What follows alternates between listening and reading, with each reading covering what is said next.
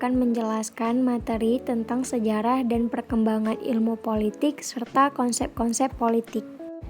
Sebelum kita membahas apa saja konsep-konsep politik, pertama kita harus mengerti dulu apa itu politik. Ilmu politik adalah sebuah ilmu yang mempelajari politik atau perpolitikan. Politik adalah usaha menggapai kehidupan yang lebih baik. Atau secara luasnya, politik adalah segala tindakan yang berupa kebijakan, siasat, dan lainnya mengenai pemerintahan pada sebuah negara. Jika ilmu politik dipandang semata-mata sebagai salah satu cabang dari ilmu-ilmu sosial yang memiliki dasar, rangka, fokus, dan ruang lingkup yang jelas, maka dapat dikatakan bahwa ilmu politik masih muda usianya, karena baru lahir pada akhir abad ke-19. Namun, apabila ilmu politik kita tinjau dalam kerangka yang lebih luas lagi, yaitu sebagai pembahasan secara rasional dari berbagai aspek negara dan kehidupan politik, maka ilmu politik tersebut memiliki umur yang lebih tua lagi. Sekarang kita masuk ke dalam konsep-konsep pokok dalam ilmu politik. Ada beberapa faktor-faktor politik yang umumnya terbilang cukup penting. Yang pertama ada negara. Negara adalah suatu organisasi yang dalam suatu wilayah yang memiliki kekuasaan tertinggi yang sah dan ditaati oleh rakyatnya. Yang kedua yaitu kekuasaan. Kekuasaan adalah kemampuan seseorang pada suatu kelompok untuk mempengaruhi perilaku orang atau kelompok lain sesuai dengan keinginan pelaku. Kemudian yang ketiga ada keputusan atau decision making. Keputusan adalah hasil dari membuat pilihan di antara beberapa alternatif. Sedangkan istilah pengambilan keputusan atau decision making menunjukkan kepada proses yang terjadi sampai kepada keputusan itu tercapai. Kemudian yang keempat yaitu kebijakan. Kebijakan merupakan segala sesuatu yang dibuat oleh pemerintah untuk dijalankan atau tidak dijalankan. Kebijakan ini menyangkut dan berkaitan dengan masyarakat. Kebijakan dibuat dengan sedemikian rupa semata-mata untuk kepentingan masyarakat itu sendiri. Kemudian yang kelima ada pembagian atau alokasi. Menurut Kamus Besar Bahasa Indonesia atau KBBI, makna dari alokasi merupakan penentuan banyaknya karya atau barang yang disediakan untuk suatu tempat atau suatu wilayah. Dengan begitu, jika dikaitkan dalam sebuah konsep politik, maka pembagian atau sebuah alokasi merujuk pada pembagian atau penjatahan dari nilai-nilai masyarakat.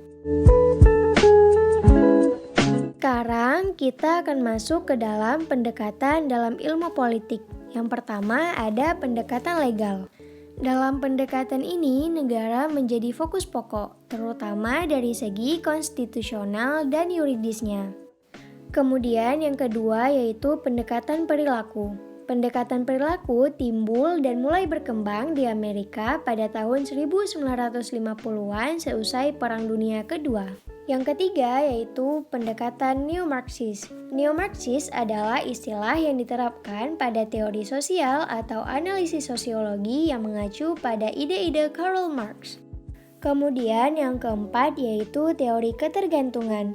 Teori ketergantungan adalah gagasan bahwa sumber daya mengalir dari pinggiran negara-negara miskin dan terbelakang ke inti negara-negara kaya. Yang kelima yaitu pendekatan pilihan rasional. Pendekatan ini muncul dan berkembang belakangan sesudah pertentangan antara pendekatan-pendekatan yang sudah saya bahas sebelumnya, mencapai semacam konsensus yang menunjukkan adanya popularitas dalam bermacam-macam pandangan. Kemudian pendekatan yang terakhir yaitu pendekatan institusional baru. Di pendekatan ini, institusional baru mempunyai banyak aspek dan variasi seperti institusional ekonomi dan institusional sosiologi. Ilmu politik memiliki hubungan dengan ilmu lainnya karena tentu saja ilmu politik tidak bisa berdiri sendiri. Hubungan ilmu politik dengan ilmu lainnya yang pertama yaitu dengan ilmu sejarah. Ilmu politik berkaitan erat dengan sejarah karena pola-pola masa lalu memberikan petunjuk ke masa depan. Yang kedua yaitu hubungan ilmu politik dengan filsafat, yaitu bagian dari filsafat yang menyangkut kehidupan politik, terutama mengenai sifat hakiki, asal mula dan nilai dari negara. Yang ketiga yaitu hubungan ilmu politik dengan ilmu sosiologi.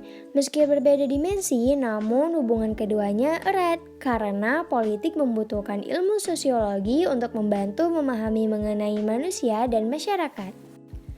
Yang keempat yaitu hubungan ilmu politik dengan antropologi. Ilmu antropologi memberikan pengertian-pengertian dan teori-teori tentang kedudukan serta peranan satuan-satuan sosial budaya yang lebih kecil dan sederhana. Yang kelima, hubungan ilmu politik dengan ekonomi. Ekonomi dan politik merupakan dua aspek atau sektor terpenting dalam sebuah negara. Dua aspek ini tidak bisa dipisahkan karena memiliki hubungan yang sangat erat. Yang keenam, hubungan ilmu politik dengan psikologi. Dalam hal politik, psikologi berfungsi untuk memahami perilaku para pelaku politik agar dapat bersosialisasi dengan masyarakat dengan baik. Yang ketujuh, hubungan ilmu politik dengan geografi. Ilmu politik memandang bahwa kondisi geografi dari suatu negara sangat luas dan berpengaruh terhadap aktivitas politik dan lembaganya. Kemudian, hubungan ilmu politik dengan ilmu hukum. Setiap langkah politik harus disertai dengan pertimbangan hukum yang matang agar tidak terjerat dalam kasus hukum. Maka dari itu, keduanya saling berhubungan. Sekian dan terima kasih.